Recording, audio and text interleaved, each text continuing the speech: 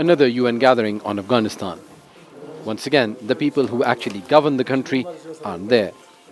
Unlike the previous meeting, the Taliban was invited to Qatar but refused to attend because it was not asked to participate as what it calls the sole representative of Afghanistan.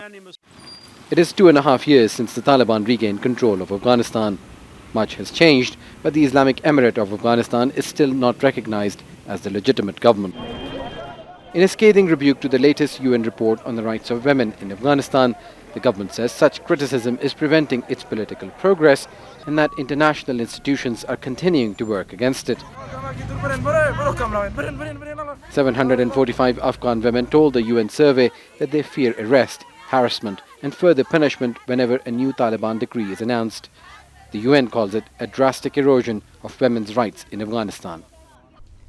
The ban on secondary education and requirement for a male guardian have had an adverse effect on many women and girls. Some women have been allowed to go back to work in education and health sectors, but much of rural Afghanistan remains unchanged. The Taliban government says it's focusing on delivering services. The Islamic Emirate envisions an independent economy which does not rely on foreign aid.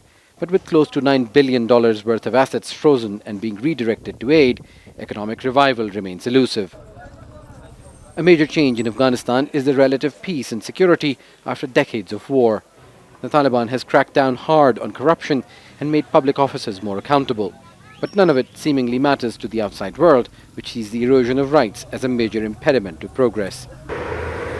Although Afghanistan's neighbors such as Pakistan and Iran and others including China and Russia have called for greater engagement, but that's being done at individual state level rather than a collective platform such as the United Nations.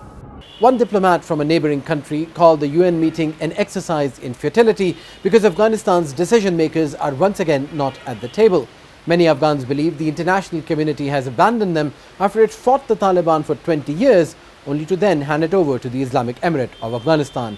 And now, instead of making things better, it is still talking in the same echo chambers which have existed for decades. Samir bin Javed, Al Jazeera, Kabul. Make sure to subscribe to our channel to get the latest news from Al Jazeera.